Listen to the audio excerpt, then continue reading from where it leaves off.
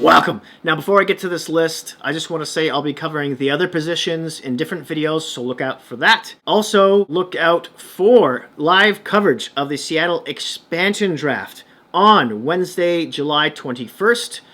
And not to mention the NHL draft, which I annually do a live feed of on Friday, July 23rd and Saturday, July 24th. Now, I also wanted to bring up that I was looking at my channel analytics lately, and 90% of the viewers of this channel are not subscribers.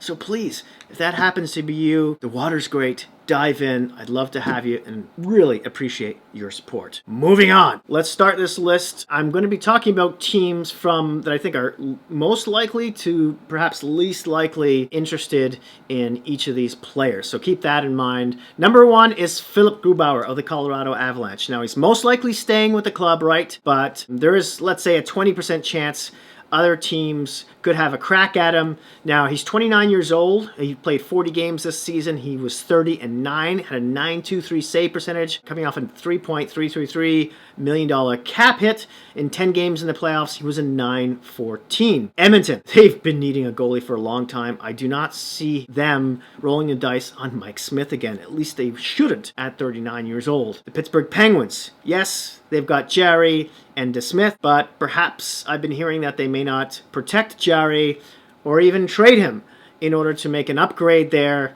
because with Hackstall and Burke behind the scenes, I think they want to take one more swing, at least with the core group that they have, before they start retooling or rebuilding or whatever.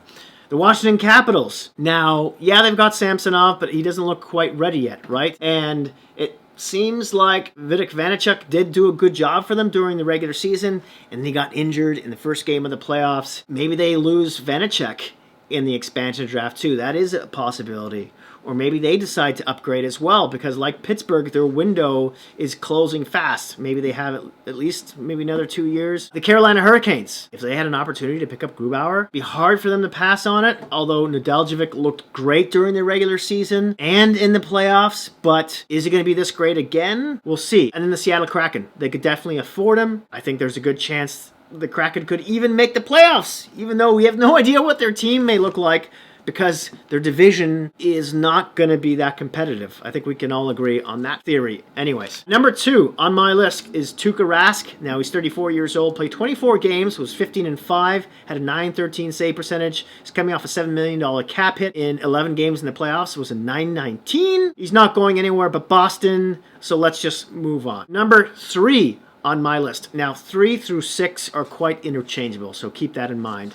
But it is Chris Drieger, formerly of the Florida Panthers. This is a player who I hear Seattle is very interested in, by the way. They're one on my list for teams who could sign him, but he's 27 years old. He played 23 games this past season. He was 14-6 with a .927 save percentage, and he was only making $850,000. Oh my God. However, in 3 playoff games, he was only an .871. But that was against Tampa. How indicative is that of him as a player? He's 27, so he's not really old, but he's not really young. I could see Seattle looking at this guy and saying, we could probably get him for a decent cap hit and sign him for like 4, maybe even 5 years. The rest of the teams who could be interested in him for similar reasons are the Carolina Hurricanes. Little safety net there for Nedeljkovic. Ditto with the Toronto Maple Leafs and Jack Campbell. The Oilers, because they'll be in on every goalie. Maybe even the Detroit Red Wings, because they could pay him more than anyone else. Number 4 on my list of the Buffalo Sabres, Linus Ulmark. He's 27 years old, same age as Drieger. He played only 20 games. He was 9-6 though, had a .917 save percentage, coming off a $2.6 million cap hit. Perhaps he could be had for around the $4 million-ish mark. So there's a lot of teams who could be interested there. The only thing is he doesn't have any playoff experience whatsoever. First on my list here is Seattle. They could probably sign him for a long-term deal. The Toronto Maple Leafs in the past have been rumored interested in him. The Oilers, I could see rolling the dice on him as well. The Pittsburgh Penguins, the Washington Capitals, the Carolina Hurricanes, because they're in on everybody, and the Detroit Red Wings, because they could pay him probably more than everyone. Peter Marazzic is number 5 on my list. He's 29 years old. In 12 games, he was 6-2, had a .923 save percentage during the regular season. He's coming off a $3.125 million cap hit in these last playoffs. In 2 games, he was an .873. But in 2019-20, he was a .929 in 5 games. He's a streaky player. That's the only thing about this guy. So you need someone else who's also good to play with him, like going in a 1A, 1B sort of situation. I could see certain teams, if they swing and miss on other players, maybe Marazzic could be a bit more affordable. And I'm talking about the Oilers. Pittsburgh, Buffalo, Arizona, if he comes at a reasonable hit. I know they have Hill and Kemper, but if one of them get picked, or if they trade Kemper, they could get Marazzic maybe signed for less money than Kemper, who was making around 4.2, I want to say. Number 6 on this list, who could easily be number 3, is Frederick Anderson. Now, I have him slid this far down for a number of reasons. One is that he's 31 years old, and he's coming off a bad year. In 24 games, he went 13-8, had an .895 save percentage, went through a bunch of injuries, and he's coming off a $5 million cap hit, and he didn't even play in these playoffs. But in 5 games in 2019-20 against Columbus, he was a .936. He's always had good numbers in the playoffs, but he's never come out of that first round, at least not with the Leafs in the past, 4 or 5 years anyways. He makes some amazing saves, but the goals that do get past him when they lose like 1-0 or 2-1 are ones that probably should have been saved by a goalie who gets paid like he was getting paid. So he's a bit of a conundrum there. Seattle Kraken, they could definitely pay this guy. Maybe sign him to a 4, maybe even 5-year deal. I've got them first on this list. The Oilers have been rumored to be swimming around him for a while. The Carolina Hurricanes have also been rumored to be attracted to this player. Again, because of Nedeljkovic. I don't know if they'd want someone cheaper, though. Pittsburgh Penguins, I don't know if they'd want to sign him to that kind of term, but it's a possibility. The Washington Capitals, another team, maybe they're a contender. The money, maybe they could squeeze it depending on who gets picked in their expansion draft. And then the Toronto Maple Leafs, it's far-fetched, but there's a slim possibility he stays there. I think the Kraken and the Oilers are the front runners. Number 7 on my list is Jonathan Bernier of the Detroit Red Wings. Now, he's 32, played 24 games this past season, went 9-11 with a .914 save percentage on the Red Wings. That's amazing. He faced a lot of rubber in the past couple seasons especially. He came off a $3 million cap hit. He could be had for a reasonable amount playing in a 1B situation or backup situation. Now, he hasn't played in the playoffs in quite some time. The last time was 2017-18 with Colorado, where in 4 games he was an .883. He hasn't gone to the playoffs much, but a lot of teams could be interested in him. Carolina, I think he would make a good fit there. The Toronto Maple Leafs, yes, he could go back there as well. Detroit, maybe he just stays. Maybe he could make closer to the money, more money there than anywhere else. Philadelphia Flyers, that could be a possibility. Arizona Coyotes, because of him being a reasonable cap hit. Buffalo Sabres could also give him maybe a bit more money than most. Number 8 is Yaroslav Halak. Now, he's up there in age a bit. He's 36 years old now. He isn't coming off the greatest of seasons. Played 19 games, was 9-6, with a .905 save percentage, but only with a $2.25 million cap hit. Now, I think he re-signed with Boston last season, too, because of how far he thought they could go. He liked the group there. Swayman has sort of pushed him out, the rookie goaltender.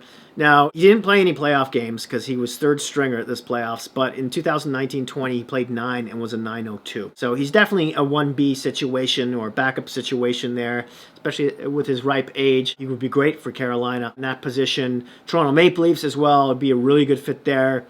Detroit, perhaps. Philly, maybe.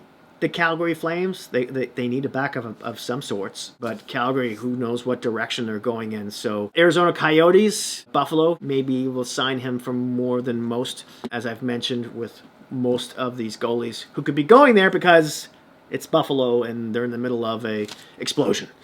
Number 9, Antti Raanta, who is now 32 years old, only played 12 games. He's quite injury prone. Came off a 5-5 record with the Coyotes, only with a .905 save percentage, coming off a $4.25 million cap hit.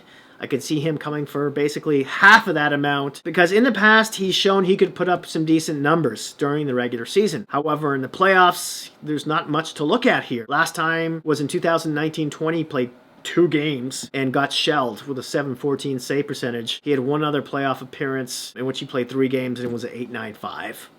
So yeah, number 10 and the final goalie on my list is Mike Smith. You could argue he could be number 9 or maybe even number 7 here, but he's 39 years old, man! He did play 32 games last season and looked great. He had a 21-6 record, a .923 save percentage. Holland really rolled the dice. I was surprised that they brought him back, but it was for $1.5 million. Could he go back to Edmonton? I don't know. They need a starter there. I think Smith is best worked as a backup anywhere he goes on a 1-year deal. In 4 games in these past playoffs, he was a .912, nothing to sneeze at. So which teams? I think Carolina Hurricanes on a 1-year deal, he'd go great there. Tampa Bay Lightning, I know he was with them towards the beginning of his career, but maybe he wants to, back up and win a cup. The Edmonton Oilers, but only if they buy out Koskinen, if they even can. I'm not 100% on that though. Philadelphia Flyers, I could see that. Winnipeg Jets, Brossois, a UFA, get back up Hellbuck. Nashville Predators, maybe. Buffalo Sabres, Detroit Red Wings. Those teams could maybe give him a little bit more money, especially the Sabres in Detroit. Now, here is my list. You want to take a quick gander at it. See that better? There you go. I have Chicago and Vancouver towards the bottom there because if Vancouver loses Holtby, which is a possibility, they could be looking out for a backup and looking at anyone in the bottom, 5 or so of my list there for a reasonable price, less than what they were paying Holtby. And in Chicago, I'm not sure what they're doing, right? Because they have 3 goalies signed for 1 more season there, and Kevin Lankinen did have a really good year with them. But what are they doing? Are they rebooting? Are they retooling? Is Taves going to be back? They did free up some space with the Duncan Keith trade. I don't know. Depending on how much money they have, they could be in on a lot of goalies on that list too. So there's that. That's it. This has been a long video. Thank you so much for watching. Please don't forget to like, subscribe, and hit that notification bell, which will alert you when my next video comes out. And remember, be kind to each other in this crazy world we're living in right now. Thanks again, and I'll see you soon.